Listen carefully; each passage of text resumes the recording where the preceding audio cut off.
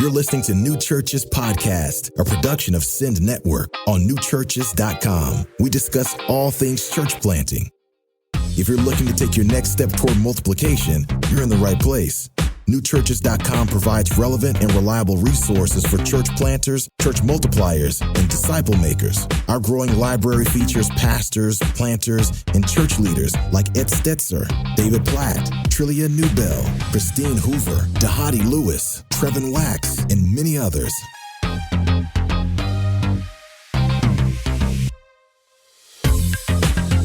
Welcome back to another episode of the New Churches Podcast. My name is Noah Oldham, here as always with Vance Pitman. Vance, it is good to see you today, brother.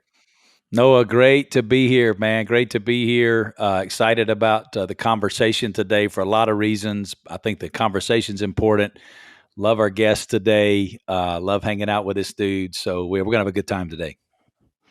We have joining us today none other than Tony Merida, the founding pastor of Imago Dei Church in Raleigh, North Carolina. He is the new vice president for planter development for Send Network and a board member of the Gospel Coalition. He's the author of a number of books, including The Christ-Centered Expositor, Ordinary, and Orphanology.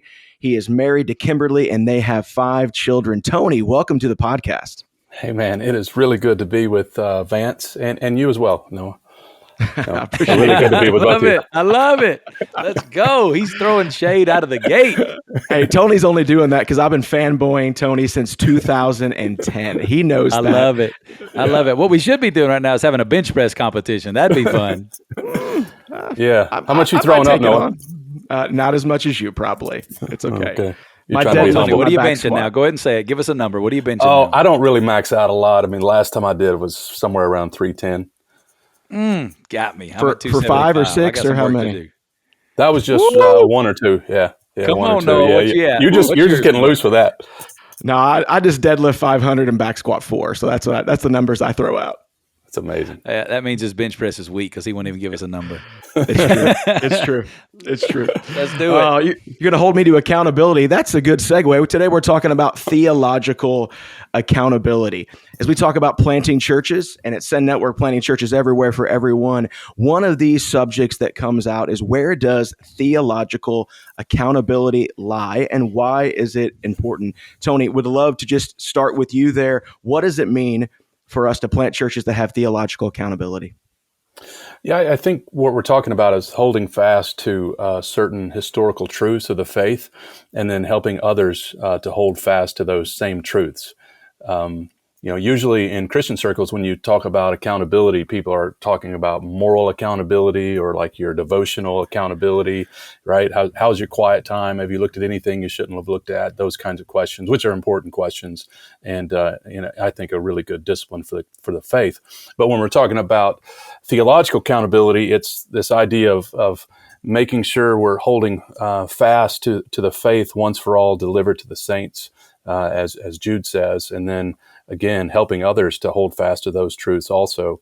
When I first got this question from you, my mind went to 2 Timothy 3, right before Paul gives sort of his mini theology of the Scriptures, where he's talking about the Scriptures are Christ-centered, they're breathed out by God, they're sufficient, for godliness. He says to Timothy, and this is in 3:14, but as for you, and he's contrasting what he's about to say with false teachers who've abandoned sound doctrine. But as for you, continue in what you have learned, which we understand, like we should always be learners. But then he says, continue what you have learned and have firmly believed. And it's this present idea of we need to continue believing that which we have received. And I think all of us probably could point out a friend or a loved one or someone that we know in the church, perhaps, that once believed sound doctrine, historic Christian teaching, but sadly abandoned it for various reasons. And so we need encouragement from others. We need accountability. Hey, man, keep believing the Scriptures. Keep trusting in God. Keep believing in His sovereignty. Keep trusting in the resurrection.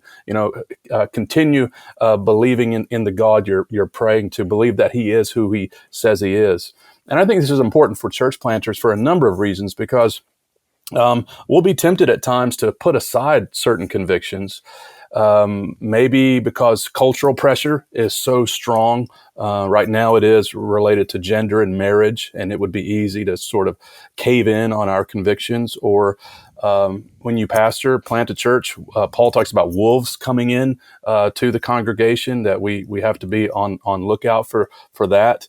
But then real practically, sometimes you can be intimidated by people in your church, maybe because they give a lot of money, and they don't like your view on, say, divorce, and you may have the pressure there to capitulate to them. And so we need encouragement from each other to be bold, to be faithful. We need friends and brothers outside of us who can encourage us to use discernment and detect false teaching. But I think at the end of the day, what really drives me on this area is the fact that Jesus will hold me accountable to what I teach. And I just want to remind people of that. In the letters to the 7 churches, he's regularly talking about whether or not they have tolerated false teaching, or he commends them for not tolerating it. And so Jesus expects his church to be faithful to sound doctrine. Moral accountability is so important, but also theological accountability is something that we should be talking about. I love that, Tony. And Noah, one of the reasons or 2 reasons I think this conversation is so important. Over the last 20, 30 years in North American church life, there's been somewhat of a demise, if you will, of denominationalism and a rise of networks. Not that one's good and one's bad. It's just kind of the shift that's taken place. When I started in ministry 30 plus years ago, it was just it was which denomination were you? Were you Baptist? Were you Methodist? Were you Presbyterian? But now it's more, the question is, what network are you a part of? Which network do you, and the difference is denominations were really about theological boundaries and accountability, where networks are more about practical or missiological affinity. It's more how we do church than what we believe about the church. Not that there's not some in both, that's an overgeneralization, but because of that, in a lot of your networks, there's not a theological fence, there's not a theological framework. And I think as we think about the church of the future in North America, this conversation is critically important. And then secondly, when I started in ministry, and I don't know if it's like this for you, Tony, but most of the guys that were starting in ministry had kind of come to Christ as teenagers, grown up in the church. Then they went to college or Bible college. Then they went to seminary, and then they went out into ministry. Whereas now I'm out in Vegas, and we're planting churches in Boston and Seattle and Denver. And you see these people coming to Christ that are already 30, 40 years old, and now they're entering into ministry, but they didn't have the privilege of packing up and going for 4 years to seminary. So for both, as we reach pioneer areas and North America is more unchurched, as we reach North America and with the rise of networks, I just think this conversation is super important. So Tony, how does it apply? How do you apply theological accountability to churches inside of networks? How do you do that? That's a great question, especially when you're thinking about local church autonomy. This makes this question a lot more complex, but I'll leave that to the side for now. I love what you just said. Like, the landscape is changing in North America. I would just point first to confessional alignment, that we seek to accomplish the same mission along the lines of a shared confessional agreement. And I know, a lot of people today sort of downplay confessional clarity, and some would even say, this detracts from mission, or this puts a wet blanket on mission. But I actually think it fuels mission. I think when you have a shared confessional statement, it can actually help you stay on task to do mission. Otherwise, I think what can happen, and I've seen this, is you can have a lot of sideways energy debating particular doctrines when, man, we should have agreed upon that in the beginning, so we can now stay focused on mission. Otherwise, we're just debating, all these different issues. So I think to have forward energy, we really need good confessional clarity. I also think that confessional alignment builds trust. So if you don't know where someone stands on sound teaching, you have a tendency to just sort of be timid around each other, and you just kind of wonder what this person is thinking, what they're believing. But I think good mission, it necessitates trust. And I think knowing, that a person shares a same confessional statement as you, that breeds a lot of trust. You know what you're getting when they're going to preach. You know what they're getting, what you're going to get when you're having conversation around practical ministry. And then when you think about assessment and equipping in a church planting network, confessional clarity helps to shape that, and it helps us to put those things in alignment with the things that we say we believe convictionally. And then I think finally, just practically, it really encourages collaboration. If you kind of know where each other are, man, then you're more likely, I think, to be together, spend time together, encourage each other, share resources together, knowing that you're operating out of the same kind of framework, learning from each other, sharing documents. I got an email just yesterday from somebody in Kenya wanting our philosophy of ministry at our church. But the email starts out with, "Hey, I've read your theology. I think we line up well. Can we collaborate, and can I tweak your statements," and that kind of thing. And then it just opens up all sorts of other ways for us to engage and collaborate, preaching at each other's churches, sharing resources, writing papers together, those kinds of things. But if we don't have real clarity on who we are and what we believe, I think it really detracts from that kind of collaboration network. And it can really, again, create a lot of sideways energy in the network, keeping us from staying, laser focused on the mission. And I know, Tony, one of the things we talked about within our network is the need to also raise the bar in this with sending churches and our training of sending and multiplying and supporting churches, because networks don't plant churches plant churches. And the theology and the theological accountability for those sending and supporting churches is very important in this process as well. In addition to like the doctrinal statements, that I think our sending churches would agree to, I think it's important for us to also kind of be working toward a missional theology that is more practical. So instead of jumping immediately from the foundational statement of, let's say, the BF&M to what's the best practice, I think there is something sort of in between. Tim Keller used to call that middleware of theological vision. And I think that's an area where I think we can help to strengthen churches, hopefully. And it's an area where all church planters probably should be seeking to grow as you think about what is a missional theology, which often kind of starts with creation and ends in new creation, where systematic usually begins with, the doctrine of God and the doctrine of Scripture and so on. But I think sort of that narrative theology is also really important as we're thinking about developing a missional theology. All three of us have planted and pastored churches for years, but all three of us have also sent out church planters in number in many different places, many different contexts. I would love to hear how you guys have experienced theological accountability being implemented into the new church. Like, how does that happen? How does the sending church, how does the network come alongside? And how does that young church pursue that? Yeah. Well, I think first of all, it is important to clarify your theological positions as a church plant. It's very likely people are going to ask you anyway, when they first meet you. I remember we were out at an event before we started here in Raleigh, and we're just listening to live music. We took our core team out, and someone asked us about our position on marriage, and we were just sitting here having dinner, listening to music. So it's really important, I think, to kind of know your positions. We have our interns write what I call back pocket papers, which are like three-page papers on issues that I think people are going to ask them as soon as they get out into ministry, either in an established church or a church plant. They're going to ask you questions today about marriage, gender, sexuality, issues of and all the areas that splinter off of that particular world. Questions related to the reliability of Scripture, those kinds of things. So I think it's important as a church planter to get these things settled in your mind so that you're not caught flat-footed when you're asked them, when you get out into the church planting field. And then when you, by God's grace, gather some people, have some new members, it's very important, I think, that the members know, what are the essentials and what are the things that we can disagree about and remain a faithful member of the church.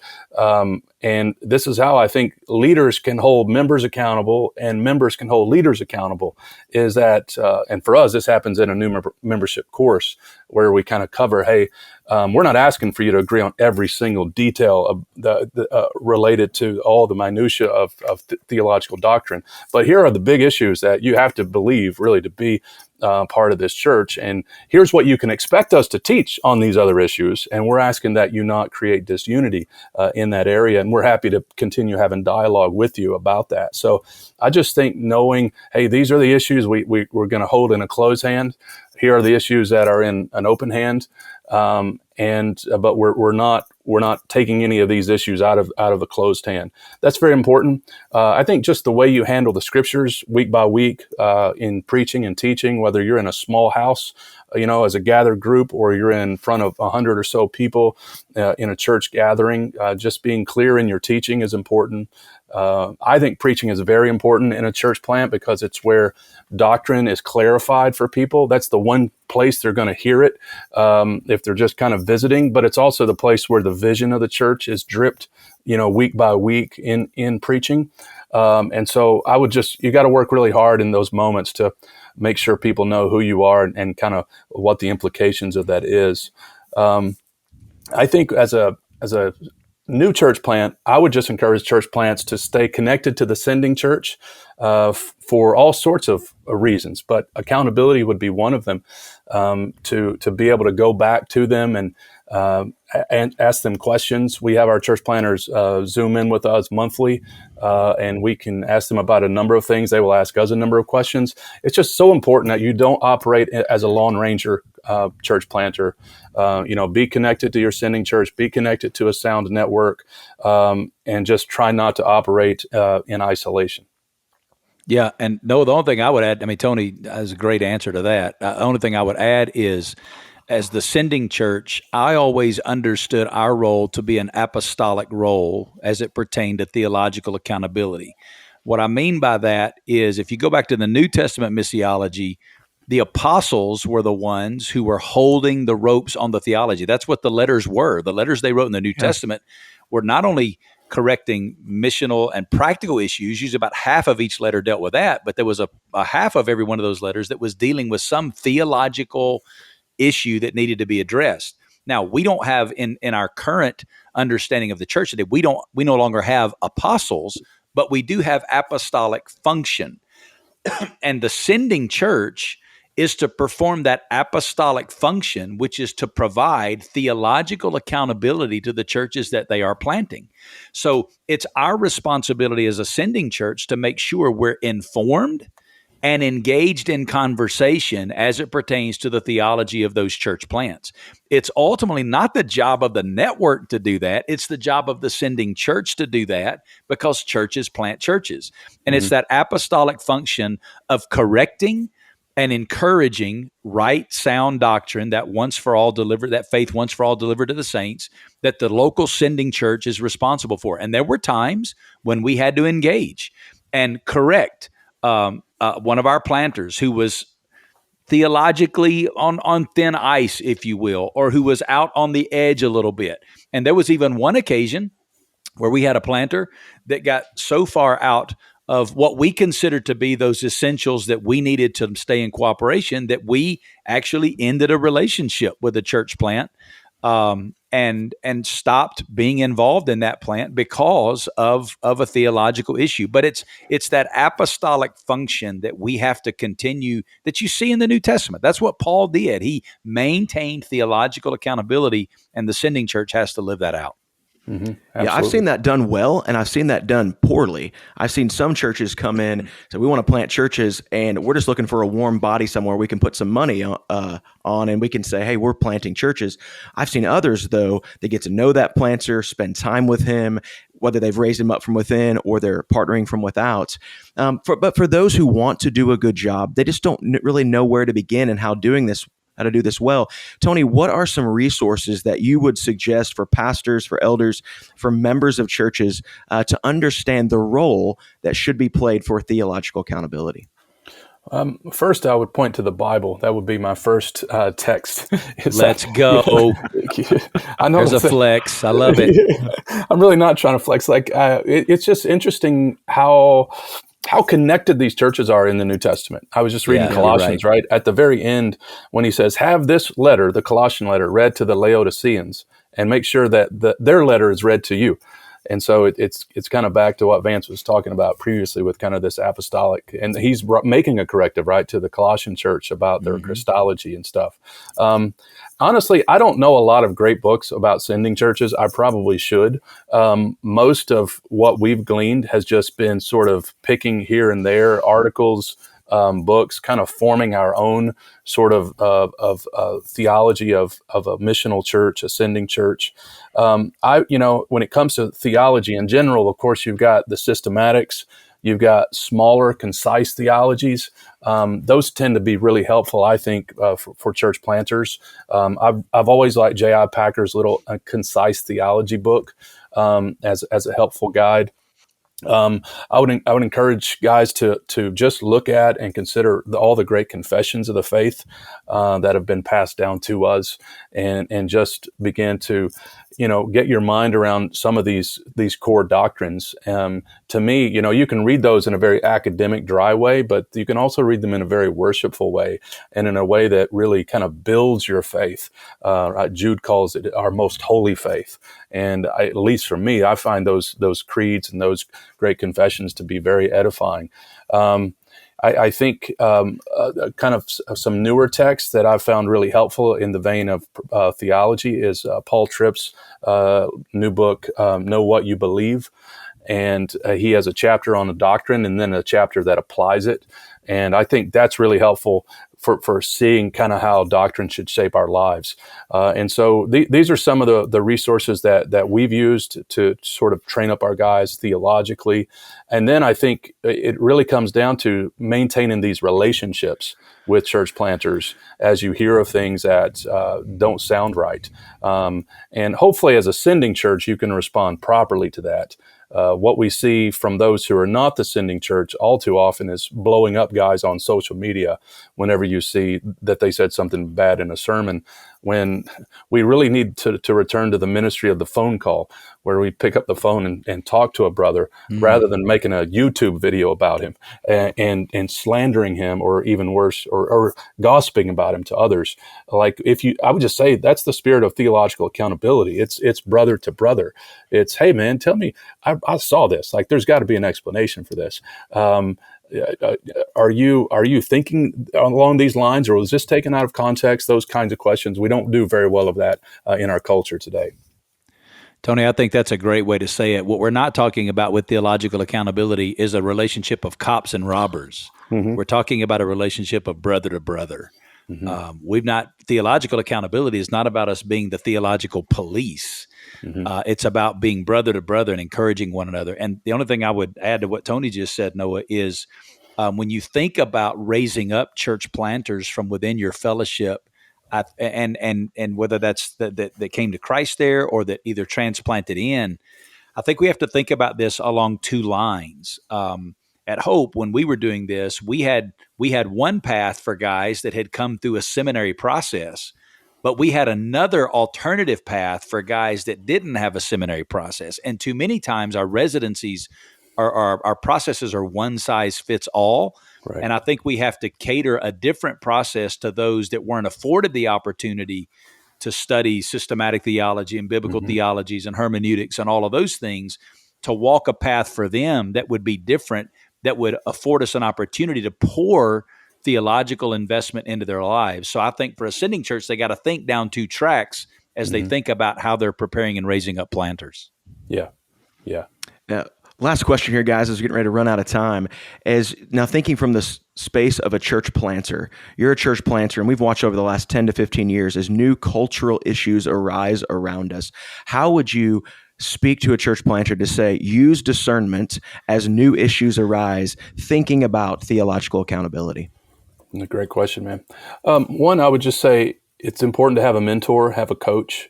If you're a young church planter, to be able to pick up the phone and say, hey, you think I need to respond to this?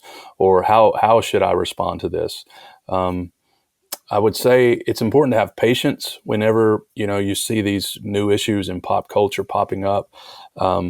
I think our temptation all too often is to feel like we have to respond to everything, when in reality, there's nothing new under the sun. There's always going to be false doctrine that's floating around in the air.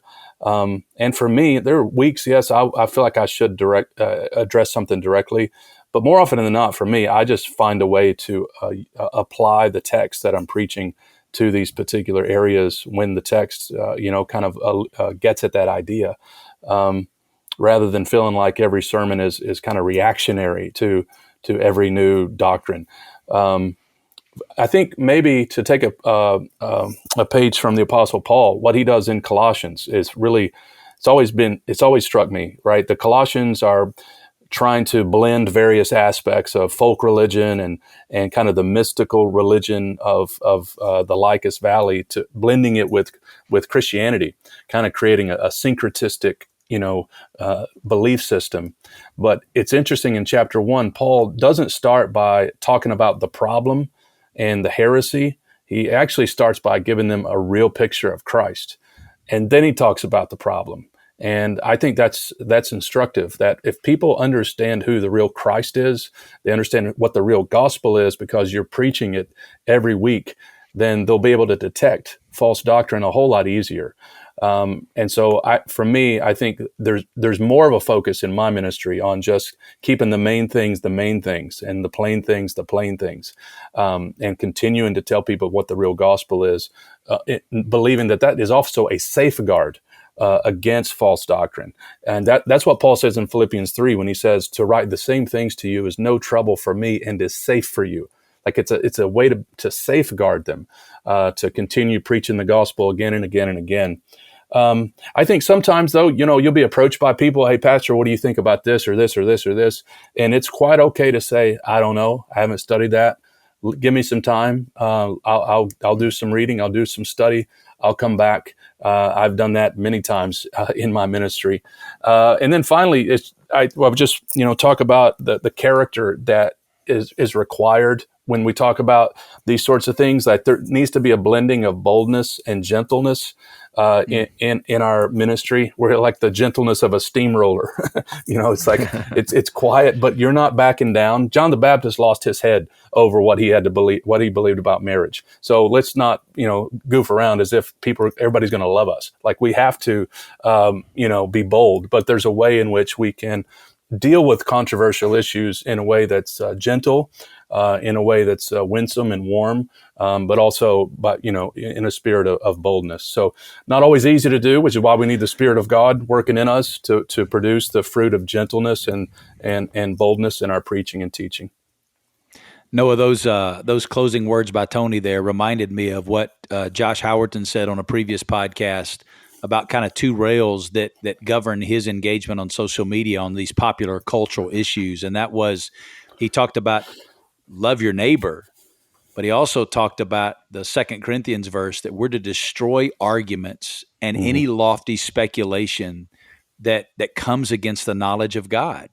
And so we do have a responsibility with these popular cultural issues to destroy arguments that are anti the knowledge of God, but do that in a way that loves our neighbor. And to walk within that tension, I think, is a healthy place to be. Amen. Guys, pure gold. Thank you so much, Tony, for joining us on this episode of the New Churches Podcast.